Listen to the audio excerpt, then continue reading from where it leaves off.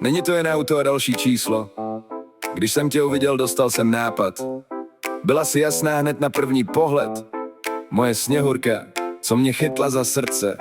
Teď poslouchej to, nebudeš chápat. Yeah. Yeah. Měla si být obyčejné rodinné auto, teď ale brázdíš celé Pardubice. Ostatní řeší to anebo tamto, já chtěl mít nejhezčí skalu v republice. Teď jezdíš po městě a rozdáváš radost lidem. Nyní si nejhezčí taxík, to můžu říct s klidem. Dali jsme nový kola, upravili auto lehce. Pak přišel motor a sprinty, to je jasný přece. I když jsme poháry nevyhráli a finančně si na dno sáhli, pro mě si ta největší šampionka, prostě jsme si hráli. Jsi moje Sněhurka a tvoje kola, když se točí, projíždíme městem a lidem svítí oči. Říkali, že jsem blázen, když jsem tě pořád